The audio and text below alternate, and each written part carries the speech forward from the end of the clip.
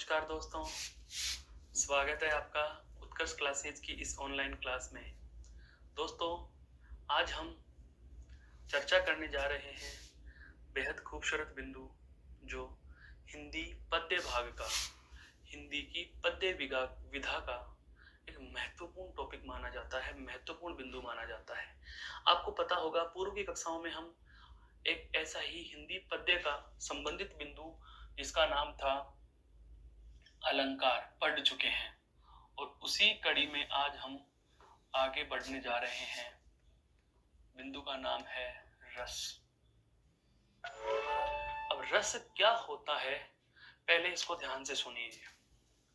हम व्यक्ति के एक जीवन की बात करें, व्यक्ति जन्म से मृत्यु तक बहुत बार अपनी पसंद का भोजन करने के बाद, अपनी पसंद के कपड़े पहनने के बाद, अपनी इच्छा के अनेक कार्य कर लेने के बाद एक बहुत सरल शब्दों में बात कहता है, क्या मजा आ गया।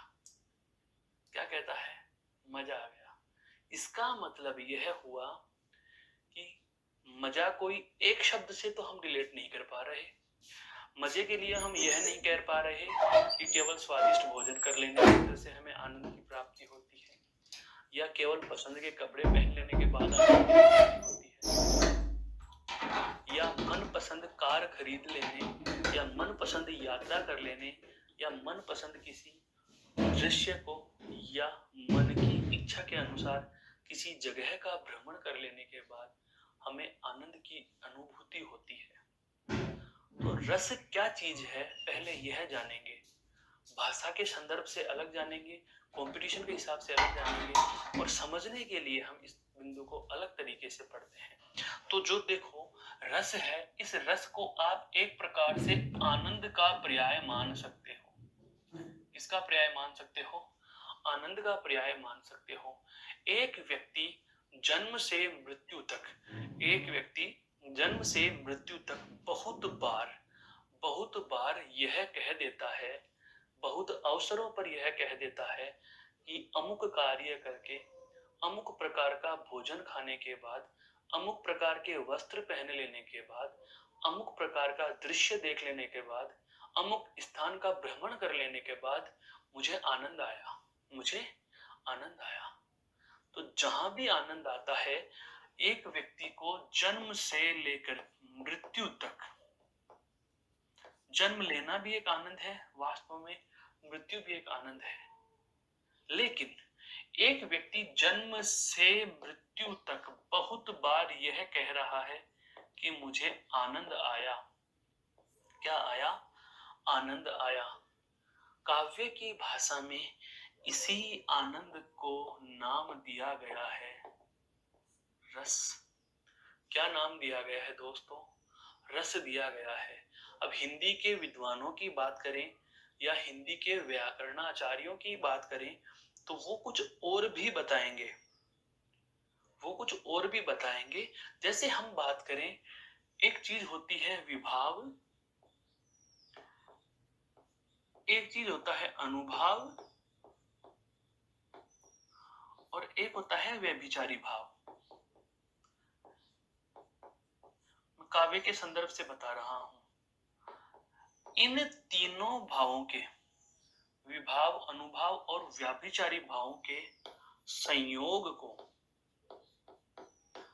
रस कहा गया। क्या कहा गया? रस कहा गया। कहने का मतलब यह है कि रस सूत्र की व्याख्या करने वाले व्याकरणाचार्य या भाषाविदों की हम बात करें, विद्वानों की हम बात करें, तो वे कहते हैं कि विभाव, अनुभाव और व्यभिचारी भावों, अर्थात विभाव, अनुभाव, व्यभिचारी के भाव के संयोग से ही रस की निष्पत्ति होती है। लेकिन यह कहां तक होगा? यह अर्थ केवल काव्य तक सीमित है। कहां तक सीमित है? काव्य तक सीमित है। जबकि हम इस बिंदु को काव्य से नहीं बल्कि जीवन से जोड़कर पढ़ रहे हैं। अब जीवन से हम इसे जोड़कर पढ़ेंगे तो ये बिंदु कहना क्या चाह रहा है, पहले उस भूमिका को समझिए। मेरा कहने का आशय यही हुआ कि एक व्यक्ति जन्म से मृत्यु तक बहुत बार यह कह देता है कि मुझे आनंद प्राप्त हो रहा है। क्या प्राप्त हो रहा है? आनंद प्राप्त हो रहा है, आनंद अनुभूति हो रही है। तो इस आनंद या आनंद प्राप्ति या आनंद अनुभूति जो है, यही क्या कहलाती है? रस कहलाती है। लेकिन अब इस रस को हम काव्य के संदर्भ से, एक भाषा के संदर्भ से कैसे देखें? तो ध्यान दीजिए, हम बहुत बार क्या करते हैं, कोई कविता पढ़ते हैं। क्या करते हैं? कोई कविता पढ़ते हैं, या हम कहें सरल शब्दों में काव्य पाठ कर रहे हैं। तो काव्य पाठ करने या कविता पढ़ लेने के बाद हमारे मन में जिस प्रकार की खुशी, जिस प्रकार का आनंद उत्पन्न होगा, उस आनंद का नाम ही दोस्तों क्या होगा? रस होगा। कहने का मतलब यह है कि काव्य पाठ को पढ़ लेने के बाद या किसी कविता पाठ को पढ़ लेने के बाद पाठक के मन में जो मनोदशाएं उत्पन्न होती हैं, जो स्थितियां उत्पन्न होती हैं, जो मनोस्थितियां उसके मन की वृत्तियां होती हैं, वही रस रूप में परिणत होती है। अब ये रस क्यों बना, क्यों आया, क्यों हिंदी में इसको स्थान दिया? तो इसके लिए भी एक जान लीजिए कि व्यक्ति जन्म से मृत्यु तक जितनी बार भी वह कहता है आनंद आ गया, वही उसके रस हैं। और उन रसों को, अर्थात उस आनंद के प्रकारों को ही हिंदी में अलग अलग श्रेणियां रखी गई हैं, अलग अलग संख्याओं में, अलग अलग भागों में बांटा गया है। हम यह कह सकते हैं कि हिंदी में जो रसों के प्रकार हैं, वो हमें मिलने वाले आनंद के ही प्रकार हैं। अर्थात हिंदी में जो रस के प्रकार हैं, वो वही है जो हम आनंद के परिभाषा के रूप में कह रहे हैं। हमें हंसी आ रही है तो अलग प्रकार का आनंद है, हमें डर लग रहा है तो अलग प्रकार का आनंद है, हमें दुख हो रहा है अलग प्रकार का आनंद है, हमारे मन में प्रेम का भाव उत्पन्न हुआ वह अलग प्रकार का आनंद है, हमारे मन में किसी के प्रति या किसी अन्य स्थिति के प्रति क्रोध का भाव उत्पन्न हुआ वह अलग प्रकार का आनंद है, भगवान के प्रति भक्ति का भाव उत्पन्न हो रहा है वह अलग प्रकार का आनंद है। तो इन बेसिक से तथ्यों को जानने के बाद हम निष्कर्षतः यह कह सकते हैं कि रस किसका पर्याय है? आनंद का पर्याय है। किसका पर्याय है दोस्तों? आनंद का पर्याय है। आनंद का पर्याय हुआ तो अब हम इसे परिभाषित करना चाहें, हम अब इसे परिभाषित करना चाहें, क्योंकि विभाव, अनुभाव, व्यभिचारी भाव और संचारी भाव, इनको तो हम बाद में परिभाषित करेंगे। पहले एक बार रस को परिभाषित करते हैं। ये रस के अवयवों में आएंगे, ये रस के अवयव हैं जो हमारे बाद में है। पहले हम बात करें केवल रस की। तो देखो, रस हम ये कह सकते हैं क्या? आनंद का पर्याय। रस क्या है दोस्तों? रस है आनंद का पर्याय। क्या है? आनंद का पर्याय। अब बात आती है रस के लिए परिभाषा के संदर्भ में। तो रस की परिभाषा के जो संदर्भ में हम कहें तो क्या कहेंगे? विभाव, अनुभाव व व्यभिचारी भावों के संयोग से रस की निष्पत्ति होती है। रस की निष्पत्ति होती है। लेकिन हम बात करें शब्द से परिभाषा की कि किसी काव्य को, अर्थात लिख सकते हैं हम इसे, यह इसकी साहित्यिक परिभाषा हो गई। हम इसकी वास्तविक परिभाषा की बात कर रहे हैं कि किसी काव्य को पढ़ने, सुनने या देखने से प्राप्त होने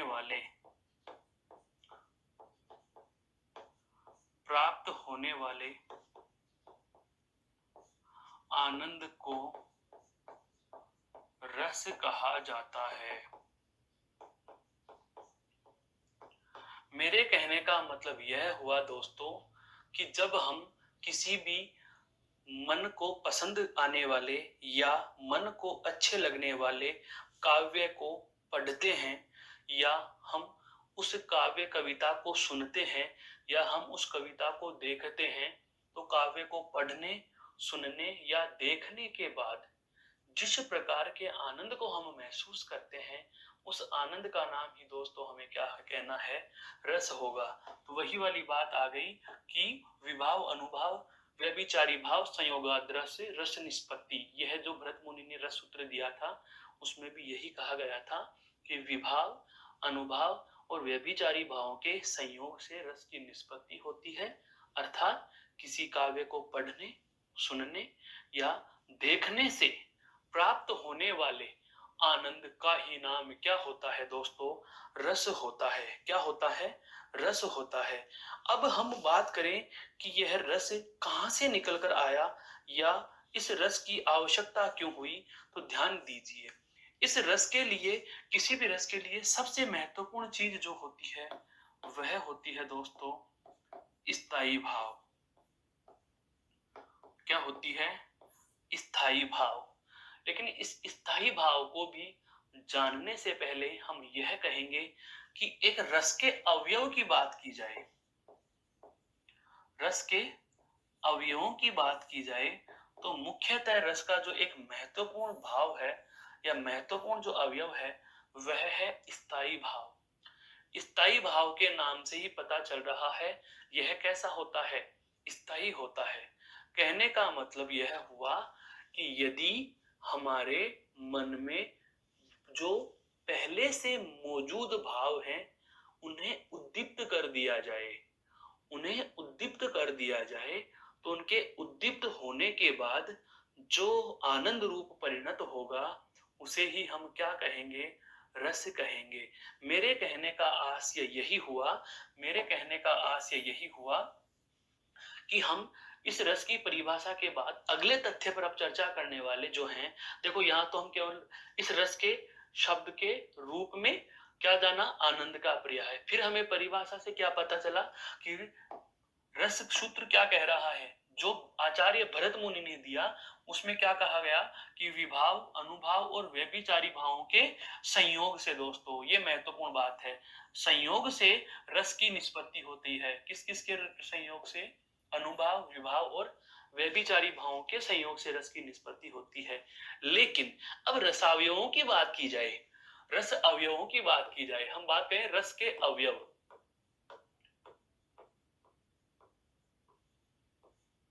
तो रस के अवयवों में सबसे पहला जो आता है वह आता है दोस्तों क्या, स्थायी भाव। सबसे पहला रस का जो अवयव आता है वह क्या आता है, स्थायी भाव आता है। अब स्थायी भाव क्या होता है, देखो नाम से भी आप इसकी परिभाषा बना सकते हो। ऐसा भाव जो कैसे रहता है, स्थायी रहता है। मिट्टी, या हम बात करें मरुस्थल की मिट्टी में, बालू मिट्टी में, रेगिस्तानी मिट्टी में सौंधी सौंधी महक ऑलरेडी मौजूद है, पहले से मौजूद है, सर्वदा मौजूद रहती है।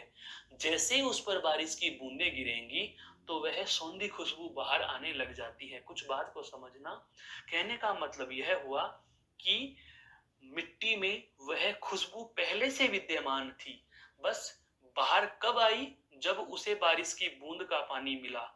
कहने का मतलब हमारे मन में, हम एक बार मनोविज्ञान विषय की बात करें तो हमारे मन में संवेग के रूप में हर प्रकार की स्थितियां मौजूद रहती हैं। हमारे मन में प्रेम भी है, ईर्ष्या भी है, करुणा भी है, दया भी है, घृणा भी है, गुस्सा भी है, आनंद भी है, सब है। लेकिन अब मैं कहूं गुस्सा करिए, नहीं कर सकते, हंसिए, हंसिए, नहीं हंस सकते, आप रोइए, नहीं रो सकते, डरिए, नहीं डर सकते। कब तक नहीं डरेंगे, कब तक नहीं रोएंगे, कब तक नहीं हंसेंगे, जब तक वैसी परिस्थितियां नहीं हो जाती। तो परिस्थितियां जो उत्पन्न होती हैं, जो परिस्थितियां उत्पन्न होती है, उस परिस्थिति का प्रभाव हमारे संवेग पर पड़ रहा है। उन संवेगों की वजह से ही हमारे मन में या मानव मन में या पाठक के मन में, कविता के संदर्भ में क्या मानेंगे कि जो पढ़ने वाला है उस पाठक के मन में जो सर्वदा या सदैव से विद्यमान जो भाव होते हैं, उनमें से जिस प्रकार का भाव हावी होगा, जिस प्रकार के भाव को गति मिलेगी, जिस प्रकार के भाव को बढ़ोतरी मिलेगी, वैसा ही उसे आनंद मिलेगा। उदाहरण के लिए सोचिए, हम किसी कविता को पढ़ रहे हैं और पढ़ते पढ़ते हमारे मन में भक्ति का भाव आ रहा है, हम वहां कहेंगे भक्ति रस हो गया। हम किसी कविता को पढ़ते पढ़ते हमारे मन में हंसी का भाव आ रहा है, हंसी का भाव, तो वह स्थायी भाव हंसी और रस हास्य हो जाएगा। किसी कविता को पढ़ने के बाद हमारे शरीर रोमांचित हो जाता है, रोंगटे खड़े हो जाते हैं, आंखें लाल हो जाती हैं, मस्तिष्क पर सलवटें आ जाती हैं, ललाट पर सलवटें आ जाती हैं, तमतमा जाता है चेहरा, इसका मतलब हमें गुस्सा आ रहा है। दोस्तों, आज भी हम जैसे स्वतंत्रता सेनानियों की जीवनियां पढ़ते हैं, महारानी लक्ष्मीबाई से संबंधित झांसी की रानी कविता पढ़ते हैं, तो हमें फिर से क्रोध का भाव आता है, फिर से हम अंग्रेजी सत्ता के विरुद्ध सोचने लग जाते हैं। तो इसका मतलब वह वीरता का भाव है। किसका भाव है? वीरता का भाव है। जब भी हम अन्याय या शोषण की बात कोई पढ़ते सुनते या देखते हैं तो हमें गुस्सा आता है, वह क्रोध का भाव है। तो सबसे पहले हम बात करें स्थायी भाव की, अर्थात हम बात करें रस के अवयवों में स्थायी भाव की, तो यह हृदय में मूल रूप से विद्यमान रहने वाले भाव होते हैं। यह हृदय में मूलभूत से हम यह कहें कि मानव हृदय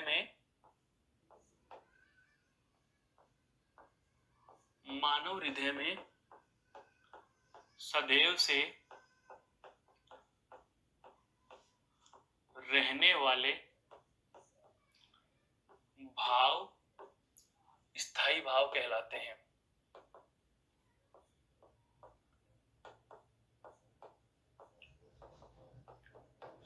ऐसे भाव जो मानव के मन में सदैव विद्यमान रहते हैं, सदैव में विद्यमान रहते हैं। रसों के संदर्भ में भी स्थायी भाव आएगा, हम रसों के संदर्भ में स्थायी भावों की भी बात करेंगे।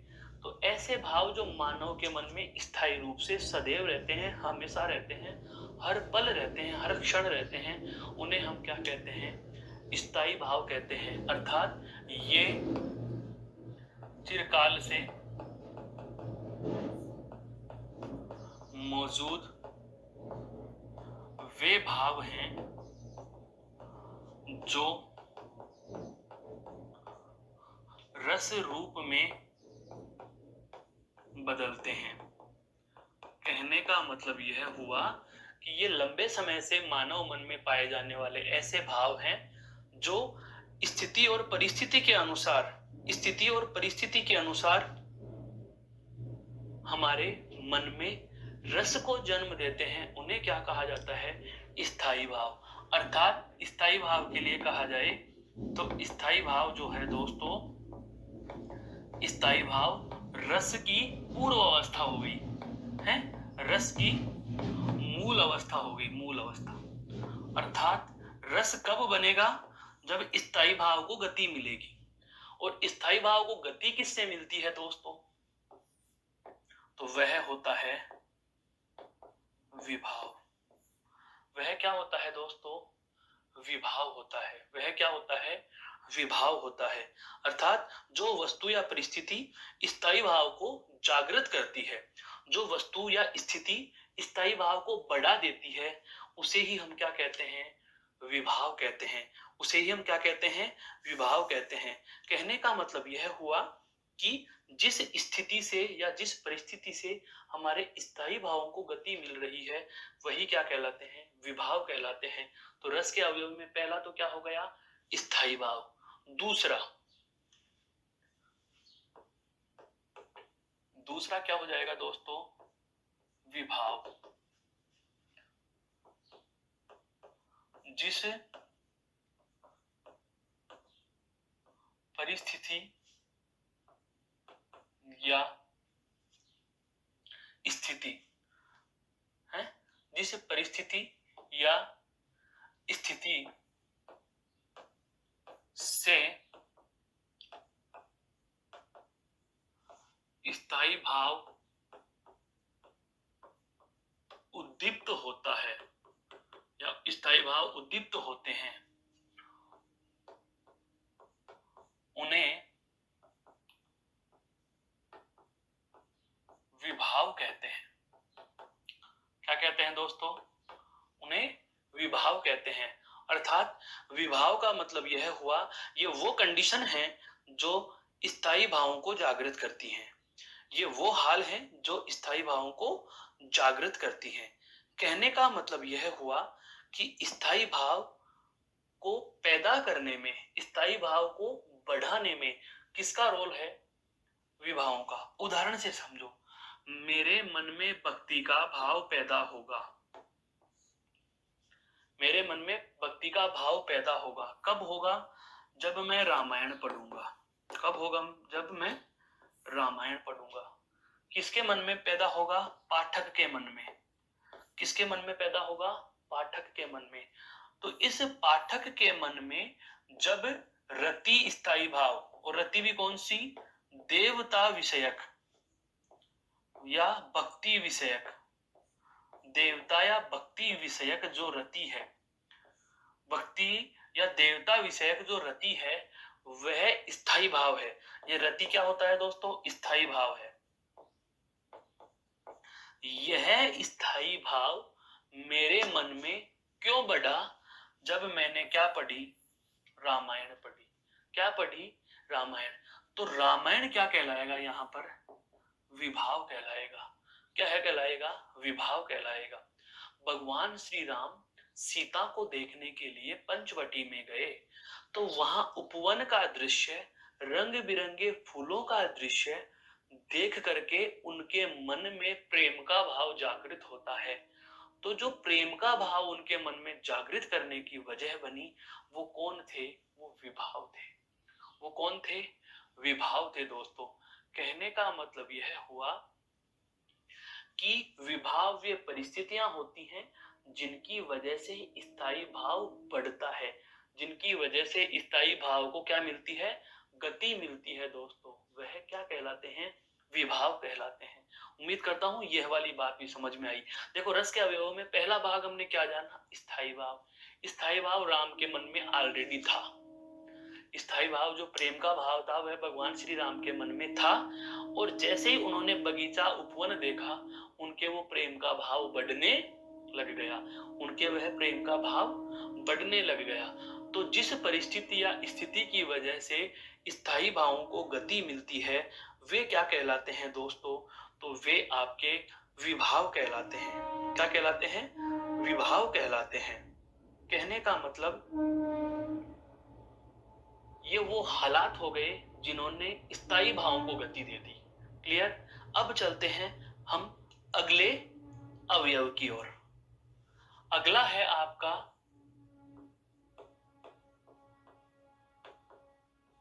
अनुभाव। अगला कौन है? अनुभाव। अनुभाव क्या होते हैं? अनुभव एक परिणाम है। अनुभाव एक क्या है? परिणाम। या ऐसे समझिए, अनुभाव वे क्रियाएं, ये वे क्रियाएं जो, अनुभाव वे क्रियाएं हैं जो आश्रय, दो चीजें लिखूंगा दोस्तों, एक तो होता है उद्दीपन, एक होता है आलंबन, और एक होता है आश्रय। ये ध्यान दे लेना, ये चीजें क्या होती हैं।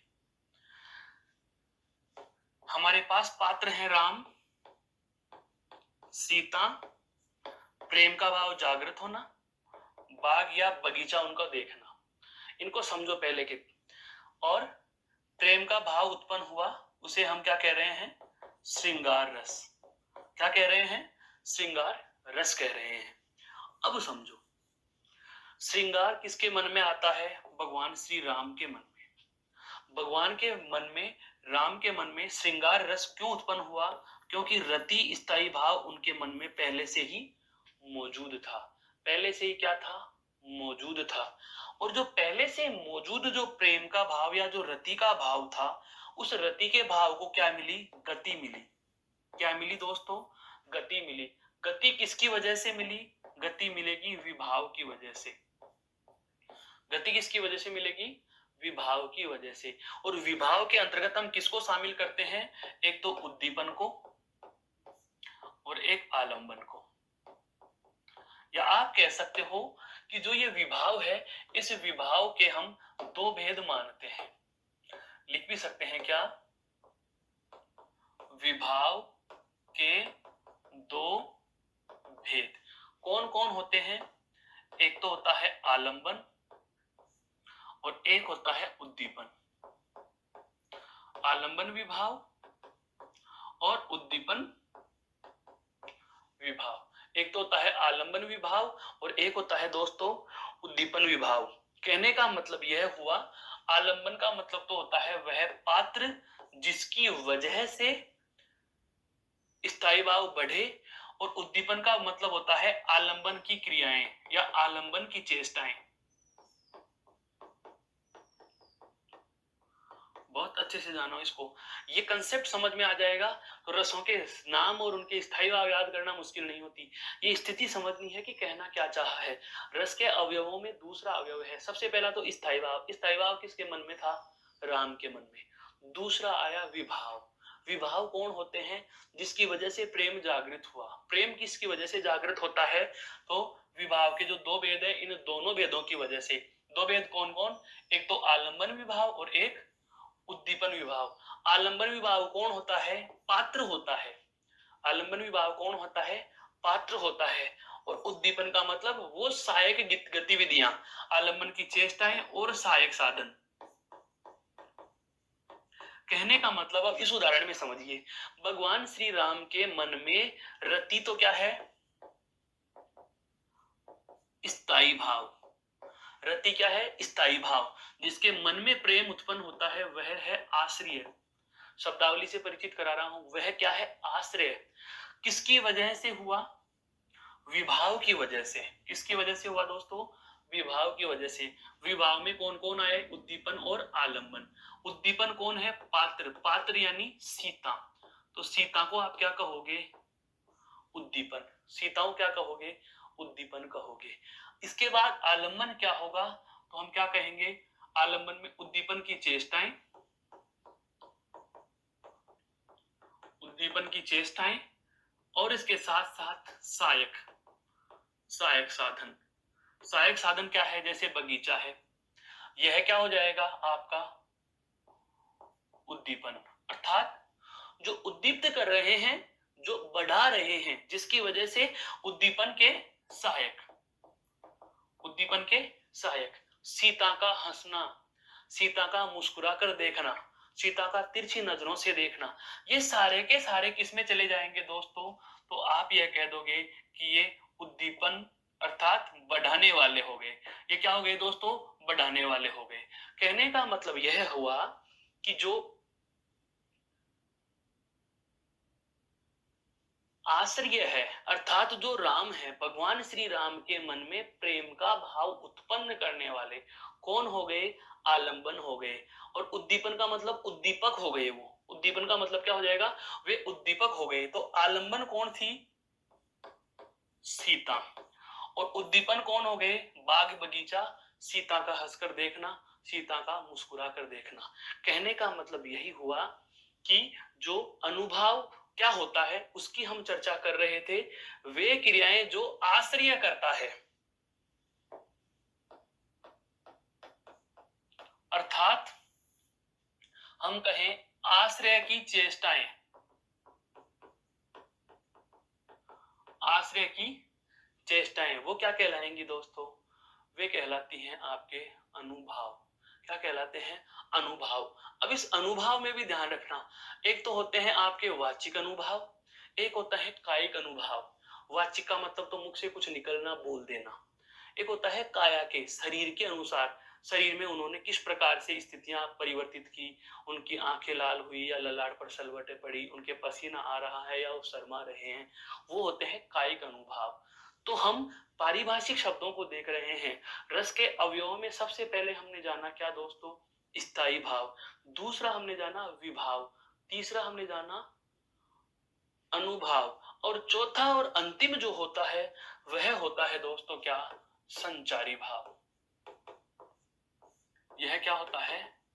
संचारी भाव, अर्थात संचार करने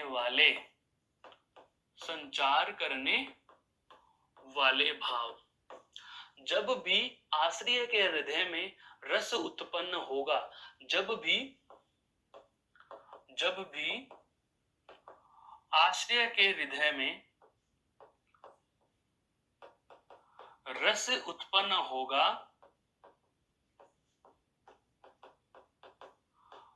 तो उसका संचार, या हम कह सकते हैं प्रदर्शन, संचार या प्रदर्शन हो सकता है। प्रेम का भाव उत्पन्न हो जाने के बाद राम से कुछ बोला ही नहीं गया, वो हकला गए हो। राम एक ही तरफ टकटकी लगाकर देखने लग जाएं।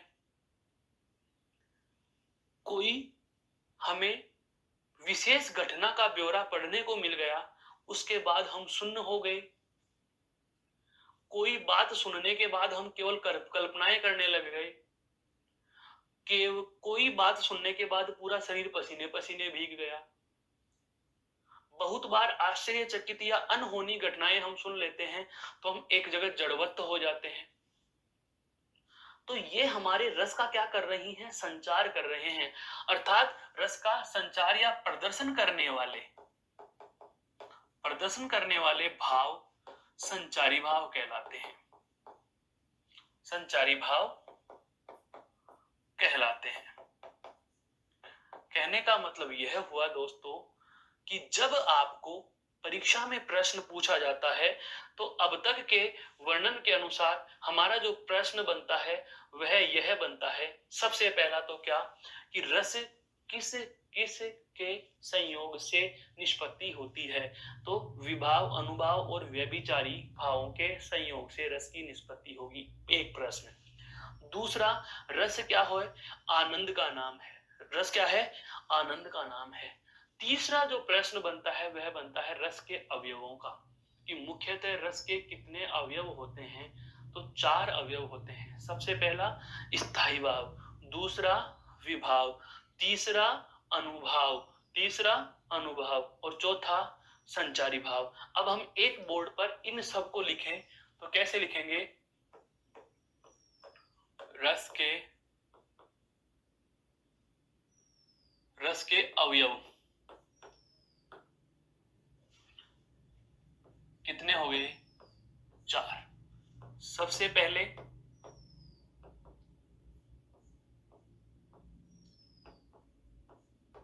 स्थायी भाव, और इनकी संख्या भी पूछे तो कितने होते हैं? 9 माने जाते हैं। हालांकि हम पढ़ेंगे 11, लेकिन कितने माने जाते हैं? 9 माने जाते हैं। दूसरा विभाव क्या होगा? तो विभाव के लिए हम क्या कहेंगे? स्थायी भावों को गति या उद्दीप्त करने वाले भाव। फिर उसके बाद में हम क्या कहेंगे? इसके 2 प्रकार। एक तो कौन होगा आपका? आलंबन, और दूसरा कौन होगा आपका? उद्दीपन। आलंबन विभाव जो है वह कौन होता है? जिसकी वजह से रस उत्पन्न हुआ, जिसकी वजह से रस उत्पन्न हुआ, ठीक है। और उद्दीपन विभाव क्या होता है?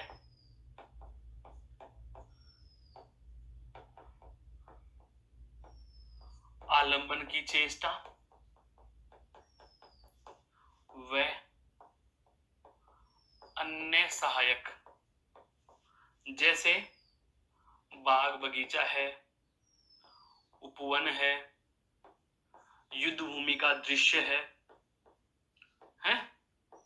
रंगमंच है,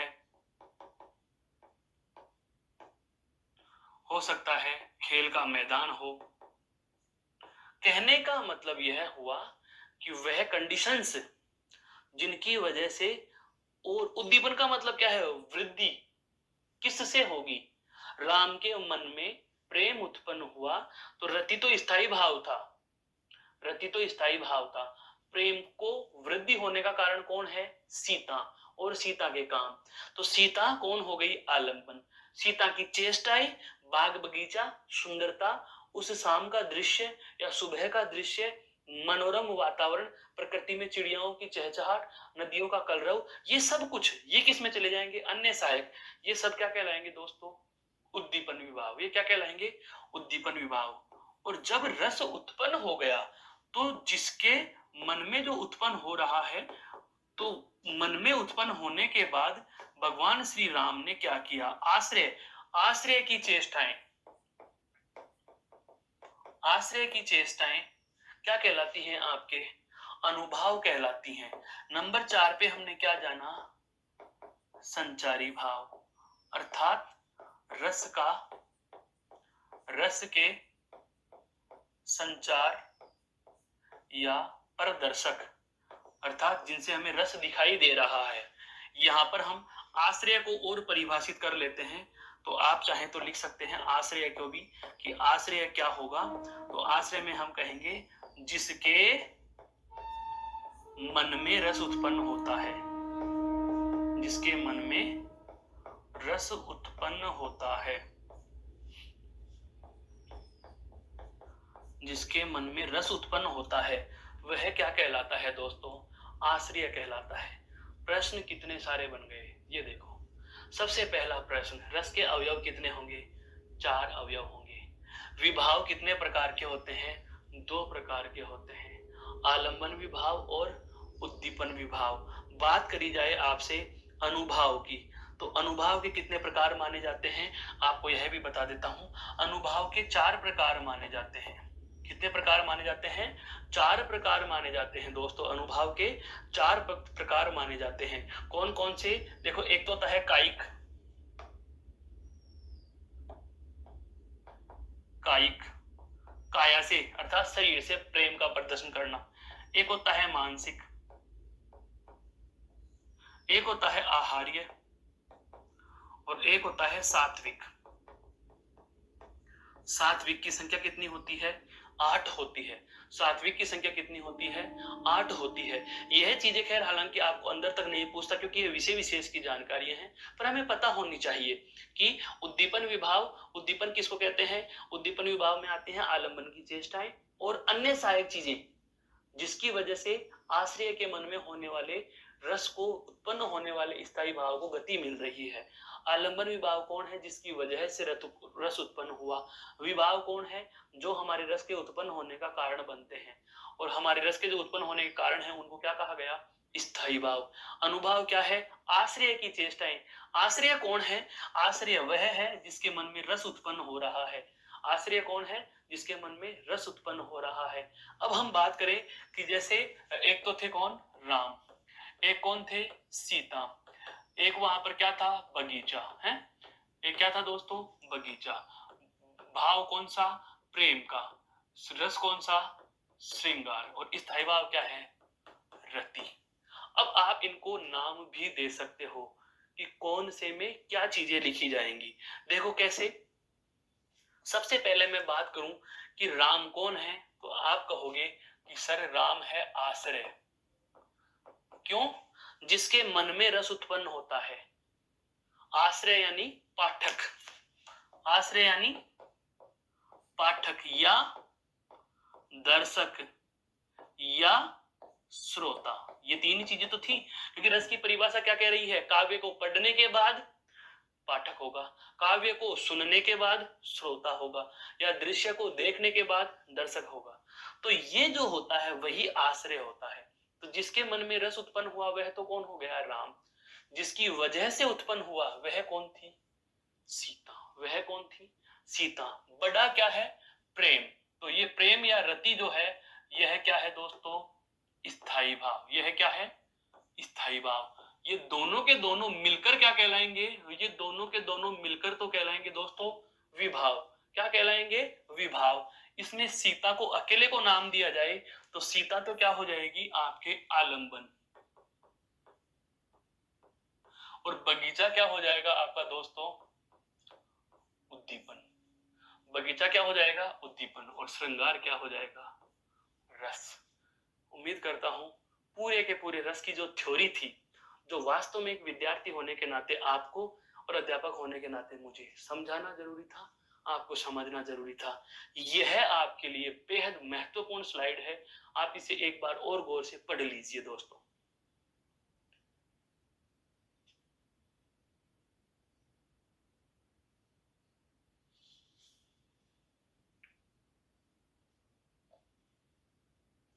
ये सारे के सारे स्थायी भाव, विभाव, अनुभाव और संचारी भाव, इन चारों को हम क्या नाम देते हैं?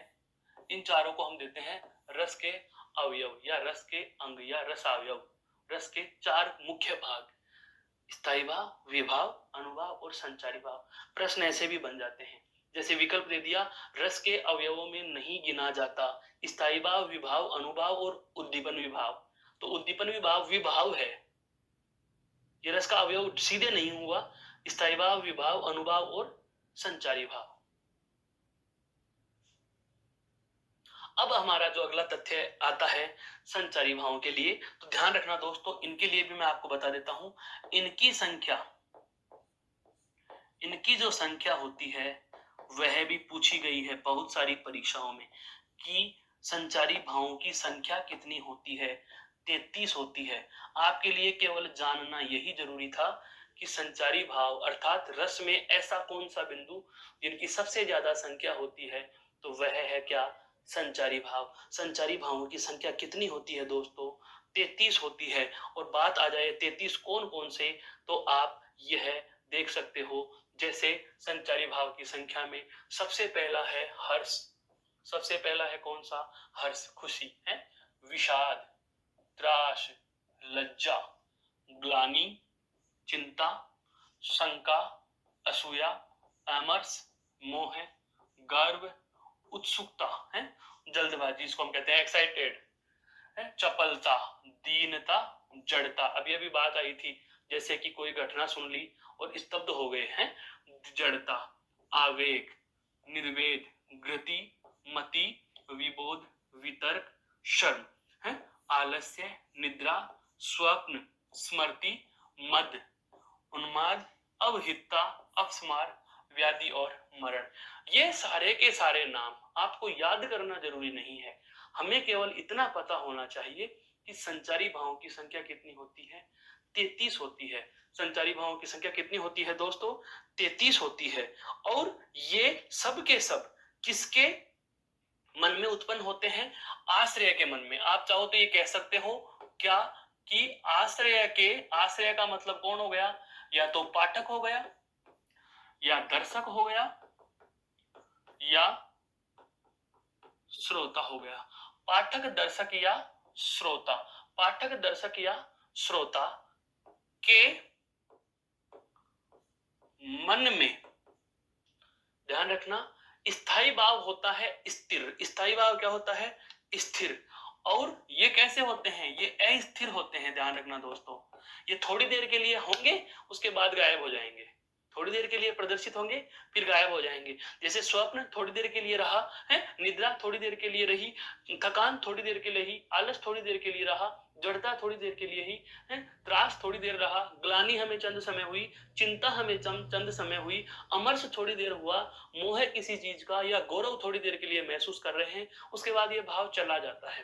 तो ध्यान रखना, आश्रय यानी कि आश्रय कौन होगा? जिसके मन में रस उत्पन्न हुआ। तो आश्रय में पाठक, दर्शक या श्रोता। पाठक, दर्शक या श्रोता। तो आश्रय के मन में अस्थिर मनोविकार, जो अस्थिर मनोविकार होते हैं, अस्थिर मनोविकार संचारी भाव कहलाते हैं। क्या कहलाते हैं? संचारी भाव कहलाते हैं। और ध्यान रखना, ये किसी एक रस के लिए निश्चित नहीं होते, ये परिवर्तनशील होते हैं, अर्थात ये बदलते रहते हैं। थोड़ी देर के लिए आपको आलस्य की स्थिति है, थोड़ी देर के लिए गर्व की स्थिति होगी, थोड़ी देर के लिए जड़ता की स्थिति होगी, थोड़ी देर के लिए आपको निद्रा की स्थिति होगी, थोड़ी देर के लिए आपको स्वप्न या व्याधि या मरण की स्थिति पहुंचा देगा। कहने का मतलब आश्रय अर्थात जिसके मन में रस उत्पन्न होता है, पाठक दर्शक या जो श्रोता होता है, उसके मन में रहने वाले अस्थिर मनोविकारों का नाम ही क्या होता है दोस्तों? तो हम कह सकते हैं यह आपका संचारी भाव होता है। तो इस प्रकार से हमने क्या क्या जाना? हमने जाना कि रस क्या होता है। सबसे पहले रस क्या होता है, रस के जान लेने के बाद हमारे समक्ष उपस्थित हुआ बिंदु क्या? रस के अवयवों का। रस के अवयव के बाद हमने यहाँ पर दोस्तों जाना है क्या कि दूसरा अवयव कौन सा था? पहला तो जैसे आया आपका स्थायी भाव, और दूसरा अवयव जो आया है वह कौन सा है दोस्तों? विभाव। विभाव के बाद हमने क्या जाना? अनुभाव। अनुभाव के बाद में हमने क्या जाना दोस्तों? संचारी भाव। और संचारी भाव के बाद हमने इन सभी को एक लाइन में लिखा परीक्षा की दृष्टि से या विस्तृत रूप से कि प्रश्न के तरीके क्या हो सकते हैं, उस तरीके से चार्ट पर लेने के बाद हम बात कर चुके हैं क्या? संचारी भावों की संख्या की। अब हम बात करेंगे दोस्तों क्या कि रस कितने होते हैं, रस कितने होते हैं और रसों के स्थायी भाव क्या क्या हैं, कौन से रस का स्थायी भाव क्या होता है, कौन से रस का उदाहरण कैसा होगा, कौन सा रस किस तरीके से हम पहचानेंगे। तो उस चर्चा पर चलते हैं। तो अब चलिए आज की कक्षा में यह वाली बात हम जानते हैं कि रस के प्रकार कितने होंगे, रस की स्थितियां क्या होंगी, रस के स्थायी भाव क्या होंगे। तो देखो दोस्तों, सबसे पहले आता है क्या?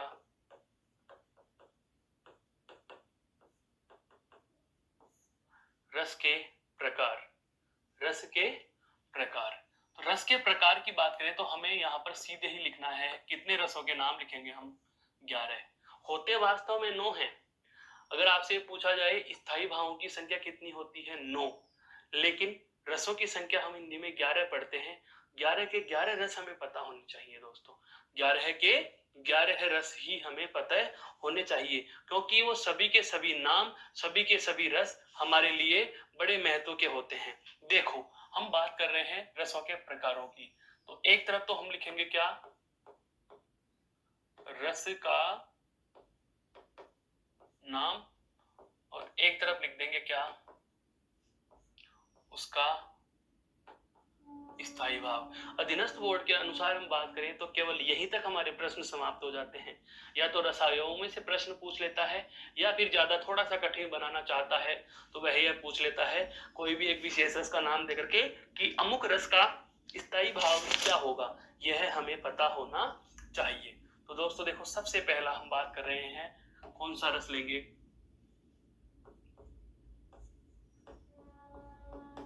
श्रृंगार रस। सबसे पहला कौन सा है? श्रृंगार रस। स्थायी भाव पूछे तो आप क्या बता दोगे?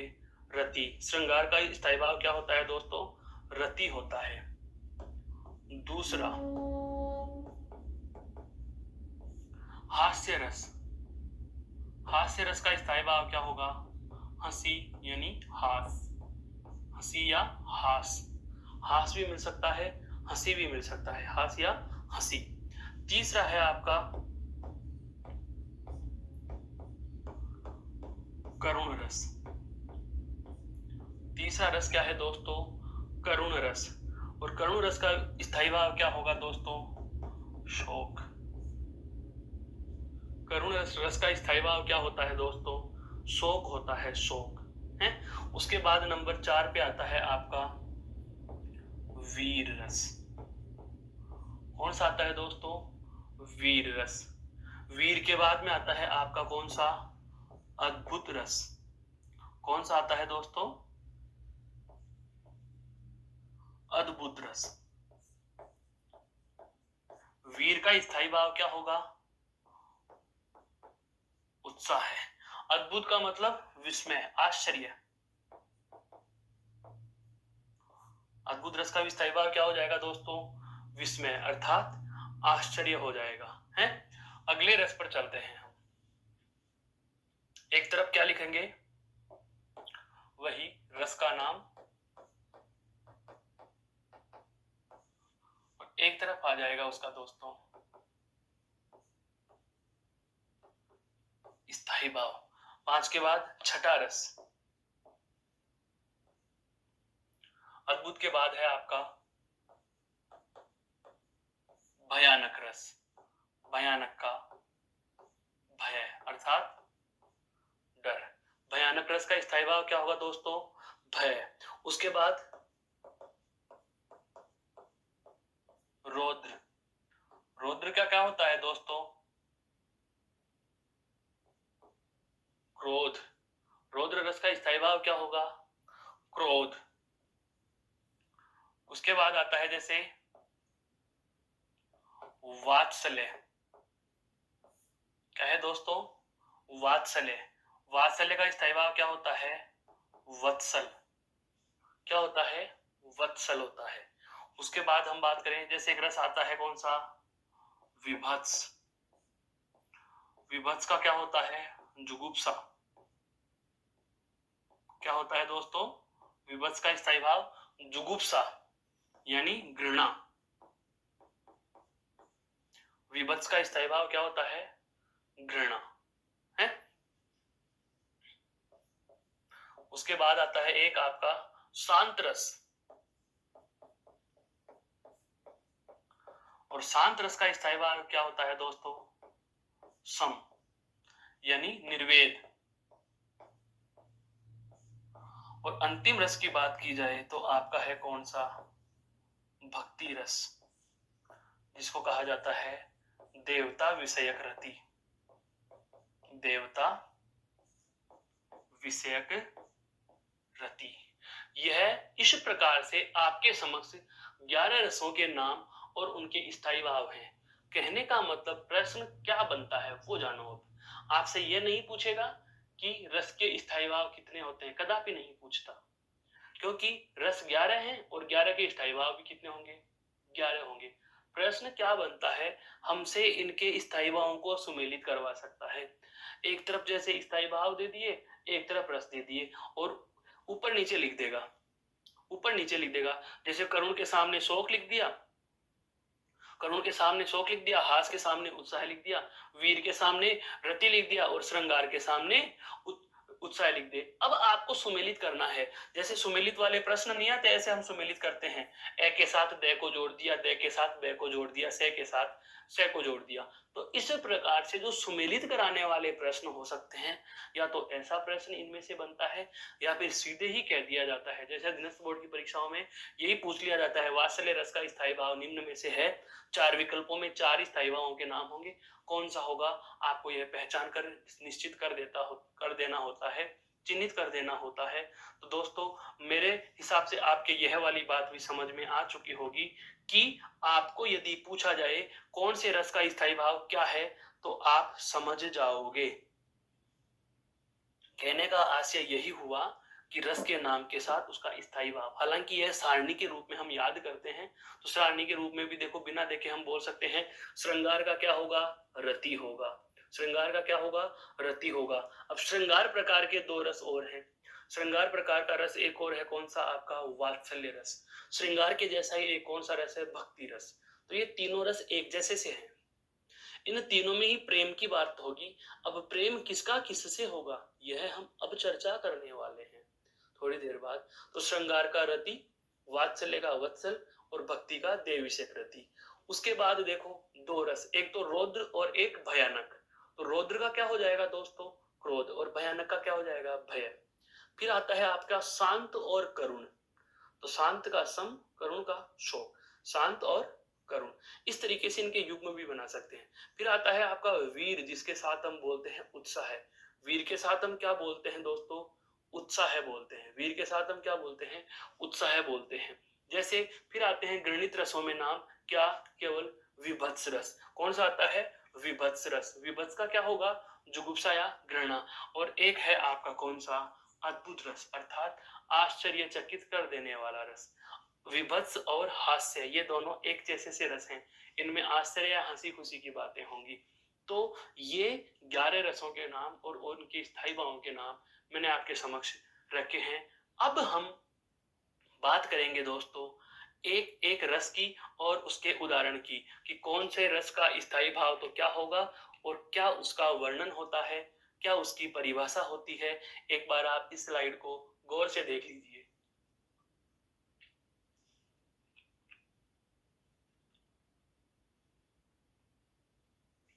तो सबसे पहले मैं बात आरंभ करूंगा श्रृंगार रस से।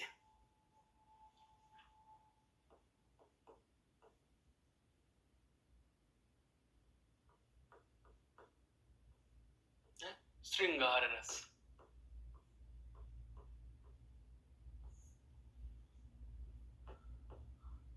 स्थायी भाव पूछे तो रति। स्थायी भाव पूछे तो क्या होगा दोस्तों? रति। अब आप एक साथ इनको तुलनात्मक रूप से जान लीजिए। क्या? 3 रसों के नाम लिख रहा हूं मैं। पहले भाव समझो। प्रेम का भाव। कौन सा भाव दोस्तों? प्रेम का भाव है। किसका भाव है? प्रेम का भाव। प्रेम का भाव क्या होगा? या तो दो समान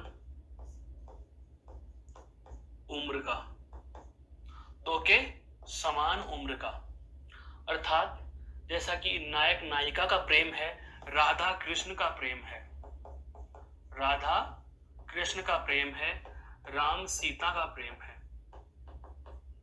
यह क्या हो जाएगा? दो के समान उम्र का प्रेम। पहली स्थिति है दोस्तों, ये बहुत अच्छे से जानो इनको।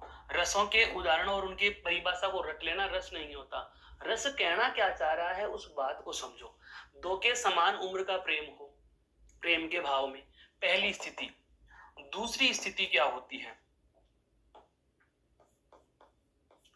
एक बड़ा दूसरा छोटा, एक बड़ा दूसरा छोटा। जैसा का हम बात करें यशोदा कृष्ण,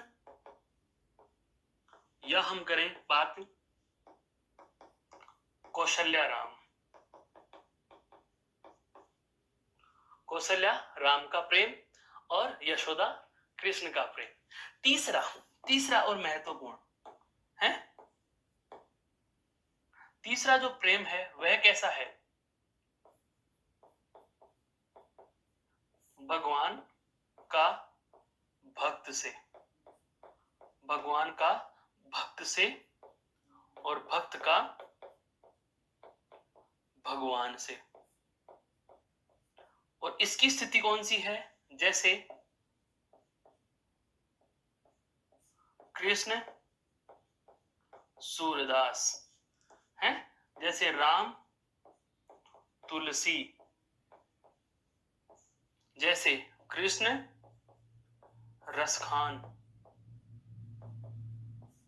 जैसे कृष्ण बिहारी, जैसे हमारे इष्ट से। मित्रों, प्रेम की 3 स्थितियां हैं। दो समान उम्र के व्यक्तियों का प्रेम हो सकता है। व्यक्तियों से संदर्भ मेरा यह है कि जब दो हम उम्र के प्रेम हो, अर्थात नायक नायिका का प्रेम कह सकते हो, या राधा कृष्ण का या गोपी कृष्ण का प्रेम कह सकते हो। तो जब दो समान उम्र के अगर व्यक्तियों में या दो समान उम्र के मानवों के प्रेम की बात की जाए दोस्तों, तो वहां होता है आपका कौन सा? श्रृंगार रस। कौन सा होगा आपका? श्रृंगार रस।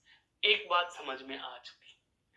और जब आपको एक बड़ा और दूसरा छोटा दे दिया जाए, अर्थात जैसा पिता पुत्र का या पिता पुत्री का, माता का पुत्र से या माता का पुत्री से, जब एक बड़ा हो और एक छोटा हो, तो ऐसी स्थिति में दोस्तों वहां होता है वात्सल्य रस। कौन सा होता है? वात्सल्य रस होता है। कौन सा होता है? वात्सल्य रस होता है। हम बात करते हैं आधुनिक उदाहरणों की। जैसे हम फिल्मों में देखते हैं नायक नायिका का प्रेम, जैसा हमने बहुत सारी कविताओं में पढ़ा, जैसे श्री कृष्ण और गोपियों का प्रेम, जैसा हमने कविताओं में पढ़ा राधा और कृष्ण का प्रेम, जैसा हम गीतों में भी सुनते हैं, भजन में भी सुनते हैं, राधा कृष्ण का प्रेम, राम सीता का प्रेम, जानकी नाथ और सीता का। इसका मतलब यह हुआ कि जब दो समान उम्र के प्रेमियों की बात की जाए, शिव पार्वती के प्रेम की बात कर दी जाए, तो वह कौन से रस में गिना जाएगा? श्रृंगार रस में। और जब ये कहें कि नहला के छल के जल से है पिनहाती कपड़े, हैं, नहला के छल के जल से है पिनहाती कपड़े, हल्के गुनगुने पानी से भगवान श्री कृष्ण को नहला करके कपड़े पहनाए जा रहे हैं। तो जाहिर सी बात है, माँ यशोदा का प्रेम उमड़ रहा है अपने बच्चे के प्रति। एक माँ अपने बेटे के ललाट पर काला टीका लगा देती है और देखने वाले यह कह देते हैं कि देखो, यह माँ का प्रेम कि बेटे को नजर ना लग जाए। एक बार एक गोपी कहती है कि सुबह सुबह मैं आज नंद बाबा के घर गई। सुबह सुबह आज मैं नंद बाबा के घर गई। मैंने देखा भगवान श्री कृष्ण को छलके से जल से नहला करके जो माँ यशोदा है उसे झीनी सी झंगुली पहना रही है, उनके माथे पर काला टीका लगा रही है, उन्हें वनमाला पहना रही है। तो ध्यान रखना दोस्तों, यहाँ पर गोपी का जो कृष्ण के मन के प्रति प्रेम जुड़ रहा है उसमें तो हम श्रृंगार कहेंगे, लेकिन जो वर्णन यशोदा और कृष्ण का किया जा रहा है वहां वात्सल्य होगा। वहां कौन सा होगा? वात्सल्य होगा। जहां ममता का भाव भर जाए, जहां ममत्व का भाव भर जाए मेरे दोस्तों, वहां कौन सा होगा? वात्सल्य होगा। और अब हम बात करें भगवान का भक्त से और भक्त का भगवान से, है। विनती सुन लो हे भगवान, हम सब बालक है नादान, है। अब तुम ही तारण तरण हो, बहुत सारे हम दोहे बोल देते हैं। बुद्धिहीन तनु जान के सुमिरो पवन कुमार, बल बुद्धि विद्या देहु मोहि हरहु क्लेश विकार, है। बोल दिया, श्री गुरु चरण सरोज रज निज मन मुकुर सुधारी, बरनौ रघुवर विमल जसु जो दायक फलचारी, है। ओम वक्रतुंड महाकाय सूर्यकोटि समप्रभ निर्विघ्नं कुरु मे देव सर्व कार्येषु सर्वदा। क्यों बोलते हैं ये सब? हम हमारे इष्ट को प्रार्थना कर रहे हैं दोस्तों, हम हमारे भगवान को प्रसन्न करना चाहते हैं दोस्तों कि हमारे मन की मुराद क्या हो जाए, पूरी हो जाए। बहुत बार एक लाइन लिखी आती है, कर्पूर गौरम करुणावतारम संसार सारम भुजगेंद्र हारम सदा वसंत हृदयार विंदे भवम भवानी सहितम नमामि। क्यों कहा भगवान शिव को हमने ऐसा? ये है इसलिए कहा क्योंकि हम चाहते हैं हमारे दुखों के नाशक, हमारे खुशियों के विशारद कौन है? भगवान शिव हैं। तो जब भक्त भगवान से प्रेम करता है या भगवान का भक्त से प्रेम है, जब श्री कृष्ण के बारे में रसखान ये कह देते हैं कि हे भगवान, यदि मुझे मनुष्य बनाओ तो ग्वाला बनाना गोकुल की गायें चराने का। हे भगवान, यदि मुझे पत्थर बनाओ तो मैं गोकुल के गोवर्धन पर्वत का पत्थर बनना चाहूंगा, है। यदि मुझे अवसर मिलेगा पक्षी बनने का तो मैं उन्हीं बाग बगीचों में अपना घोंसला बनाऊंगा, है। यदि मुझे अवसर मिल जाए कहीं रहने का तो मैं वहीं रहना पसंद करूंगा जो जगहें श्री कृष्ण से जुड़ती हैं, जो जगह श्री कृष्ण से संबंध रखती हैं। तो यह भगवान का भक्त से और भक्त का भगवान से जो प्रेम होता है दोस्तों, इसे हम कौन से रस में सम्मिलित करते हैं? भक्ति रस में सम्मिलित करते हैं। कौन से रस में सम्मिलित करते हैं? भक्ति रस में सम्मिलित करते हैं। हाँ, आपका यह सोचना, आपका यह मानना सही भी है। आप कह रहे होंगे कि सर आपने एक उदाहरण तक नहीं दिया, बल्कि अनेकों तरीकों से, एक उदाहरण मात्र से नहीं बल्कि अनेकों तरीकों से एक साथ तुलनात्मक दृष्टि से 3 रसों का विवेचन प्रस्तुत कर दिया। दोस्तों यही है मतलब क्या कि श्रृंगार रस क्या होता है? अगर आपसे पूछ लिया जाए तो श्रृंगार रस की परिभाषा में तो यही कहेंगे कि जहां नायक और नायिका अथवा पुरुष और महिला के प्रेम पूर्वक श्रेष्ठ क्रियाकलापों का श्रेष्ठांक वर्णन किया जाए। अर्थात हम कहें कि जहां नई स्लाइड पे ले लेते हैं उदाहरण के साथ। क्या इसकी परिभाषा में क्या हो जाएगा? जहां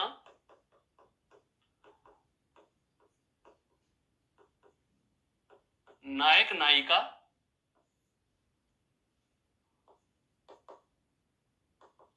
महिला पुरुष की प्रेम चेष्टाओं का वर्णन किया जाए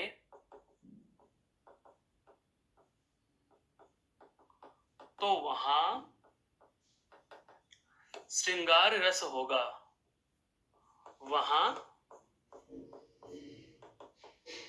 श्रृंगार रस होगा। मेरे कहने का आशय यह है दोस्तों कि जहां भी आपको प्रेम पूर्वक श्रेष्ठांक वर्णन या प्रेम पूर्वक क्रियाकलापों का वर्णन, चेष्टाओं के जो मतलब क्या हो गया, क्रियाकलापों का, प्रेम पूर्वक किए गए क्रियाकलापों का वर्णन मिले, प्रेम पूर्वक क्रियाकलापों का वर्णन जहां मिलता है वहां कौन सा रस होगा, श्रृंगार रस होगा। बात करें इसके प्रकारों की तो आपको यह भी बता देता हूं कि यह 2 प्रकार का होगा। श्रृंगार रस के प्रकार पूछे तो कितने होंगे दोस्तों, 2 प्रकार होते हैं। कौन कौन से?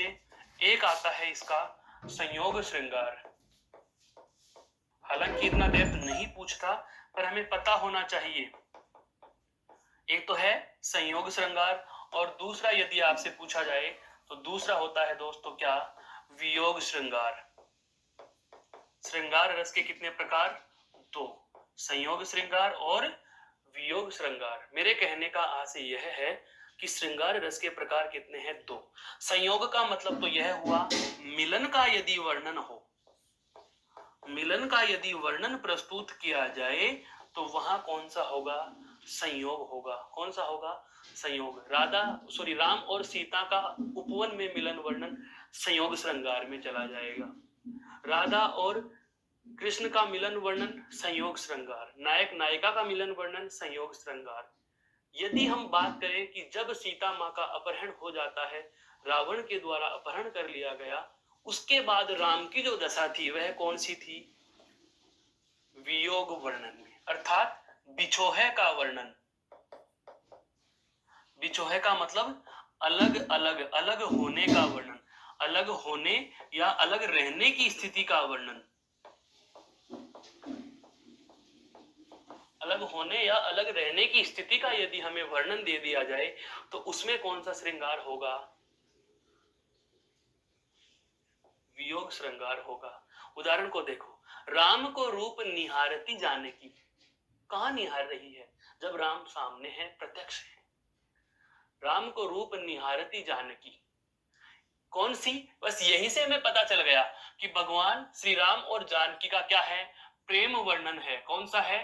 प्रेम वर्णन है कि भगवान श्री राम के रूप को देख रही है जानकी, और प्रेम वर्णन भी है। उसके साथ साथ यह कौन सा प्रेम है दोस्तों? हम यह कह देंगे कि यह संयोग श्रृंगार है। कौन सा है? संयोग श्रृंगार का वर्णन हमें प्रस्तुत किया गया है। कहने का मतलब यही हुआ। और यदि हम बात करते हैं वियोग श्रृंगार की, वियोग में बहुत बार आते हैं कि गोपियां कह रही हैं या एक नायिका की सहेली कह रही है कि भगवान श्री कृष्ण जब से मथुरा चले गए, वापस नहीं आए, तो मेरी एक सखी गोपी की हालत ऐसी हो गई, उसका शरीर वियोग की ज्वाला में इतना जल रहा है कि मैं 2 कंबल लगा करके उसके पास लेट सकती हूँ। उसके शरीर की तपन इतनी भयंकर बढ़ रही है। अर्थात यहाँ पर कैसी स्थिति है? वह जड़वत हो गई है। कैसी स्थिति है? वियोग श्रृंगार की। मैं टेक न टारती पथ निहारती, आंसुओं से तुम्हारे पथ को वारती। कौन से हैं ये? वियोग श्रृंगार का वर्णन है। तुम कब आओगे? वियोग श्रृंगार का वर्णन है। जितने भी आपने गम के गाने सुने, सारे के सारे वियोग श्रृंगार है मेरे दोस्तों। कौन सा है? वियोग श्रृंगार है। तो आशा करता हूं आपको ये श्रृंगार का तो मतलब समझ में आ गया, और श्रृंगार के साथ श्रृंगार का जो पहला और महत्वपूर्ण प्रकार था, कौन सा? वियोग श्रृंगार, यह हमारा क्लियर हुआ। और दूसरा संयोग श्रृंगार। अब हम चलते हैं इसी गति में आगे वाले रस, अगले रस पर। और अगला रस बहुत ही खूबसूरत, अगला रस मैं प्रस्तुत करने जा रहा हूं, बहुत ही खूबसूरत। आप अनुमान लगाइए मैं कौन से रस की बात करूंगा। आशिकों की शक्ल कुछ कुछ भूत होनी चाहिए, अक्ल उनकी नाप में 2 सूत होनी चाहिए। इश्क करने के लिए कलेजा ही काफी नहीं, उनकी ताक भी मजबूत होनी चाहिए। किसने कहा? क्या कहा? आप ये कह रहे हो सर आप मनोरंजन करा रहे हो। अरे नहीं भाई, मैं हंसी मजाक की बातें नहीं कर रहा, मैं हंसी मजाक की बातें नहीं कर रहा हूं दोस्तों।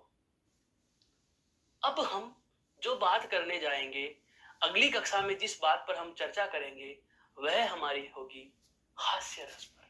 किस पर होगी? हास्य रस पर। तब तक आप इस वर्णन को देखें और समझें, और फिर हम मिलते हैं अगली कक्षा में। तब तक के लिए धन्यवाद। जय हिंद। जय भारत।